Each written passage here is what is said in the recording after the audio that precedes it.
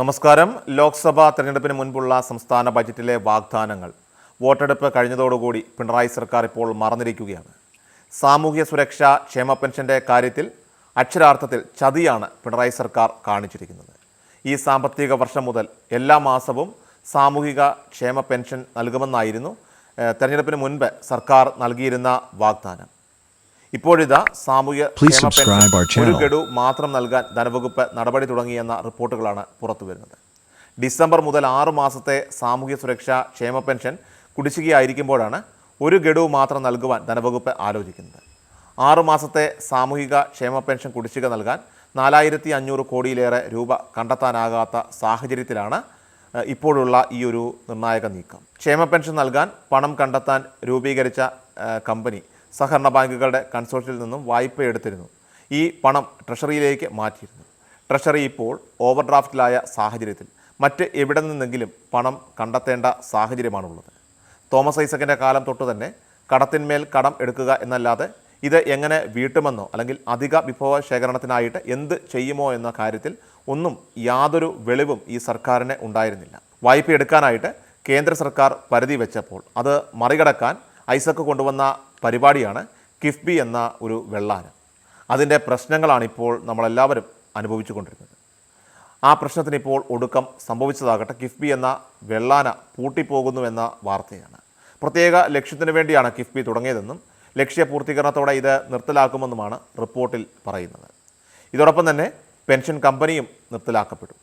ഇത് രണ്ടും സംസ്ഥാനത്തിൻ്റെ ബാധ്യതയെന്ന് കേന്ദ്രം ആവർത്തിക്കുന്നതിനിടെയാണ് ഈ ഒരു വെളിപ്പെടുത്തൽ ഇപ്പോൾ വന്നിരിക്കുന്നത്. ധനവകുപ്പിലെ ജോലിഭാരം സംബന്ധിച്ച പഠനം നടത്താനാണ് ഉദ്യോഗസ്ഥ ഭരണപരിഷ്കാര വകുപ്പിനെ ചുമതലപ്പെടുത്തിയത്. ഇതിൻ്റെ റിപ്പോർട്ടിലാണ് കിഫ്ബിയും അതുപോലെ പെൻഷൻ കമ്പനിയും നിർത്തലാക്കുമെന്ന് വ്യക്തമാക്കുന്നത്. ഒന്നാം പിണറായി സർക്കാരിൻ്റെ കാലത്ത് കിഫ്ബിക്ക് രൂപം നൽകിയപ്പോൾ സംസ്ഥാനത്തെ സ്കൂളുകൾ, ആശുപത്രികൾ അടക്കമുള്ളവയുടെ അടിസ്ഥാന സൗകര്യം വർദ്ധിപ്പിച്ചത് ഇതിലൂടെയായിരുന്നു. എന്നാൽ കഴിഞ്ഞ ബജറ്റിൽ നിന്നും കിഫ്ബിയെ ഒഴിവാക്കി. കിഫ്ബിയും പെൻഷൻ കമ്പനിയും സംസ്ഥാനത്തിൻ്റെ ബാധ്യതയെന്ന് കേന്ദ്രം ആവർത്തിക്കുന്നതിനിടെയാണ് ഇത് നിർത്തലാക്കുമെന്ന് റിപ്പോർട്ടിൽ പരാമർശിക്കുന്നത്. കിഫ്ബിയും പെൻഷൻ കമ്പനിയും എടുക്കുന്ന വായ്പകൾ സംസ്ഥാനത്തിൻ്റെ ബാധ്യതയായിട്ട് കേന്ദ്രം കണക്കാക്കുകയും കടമെടുക്കാനുള്ള പരിധിയിൽ നിന്നും ഈ തുക കുറയ്ക്കുകയും ചെയ്തിരുന്നു. 2016 1 ലക്ഷം കോടിയായിരുന്ന കടം അത് 2022 3,39,939 കോടിയായിട്ട് മാറി. ഇതിൽ ഐസക്കിൻ്റെ സംഭാവനയാണ് ഏറെ വലുതായിരിക്കുന്നത്.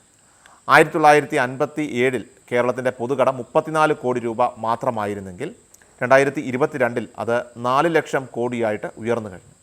നായനാർ സർക്കാർ അധികാരമൊഴിയുമ്പോൾ 25,754 കോടിയായിരുന്ന പൊതുകടം കഴിഞ്ഞ 1/4 നൂറ്റാണ്ട് കൊണ്ട് കേരളത്തിൻ്റെ ബാധ്യത 12 മടങ്ങ് വർദ്ധിച്ചു.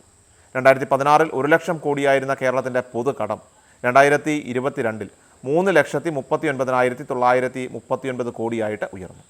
ഇതുവരെ ഭരിച്ചവർ എല്ലാവരും ചേർന്ന് ഉണ്ടാക്കിയ കടത്തിൻ്റെ 200 ഇരട്ടിയാണ് പിണറായി സർക്കാർ ഒറ്റയ്ക്ക് ഉണ്ടാക്കിയത്. ഇത് വിരൽ ചൂണ്ടുന്നത് കേരളത്തെ ഒരു വലിയ സാമ്പത്തിക അടിയന്തരാവസ്ഥയിലേക്കാണ്.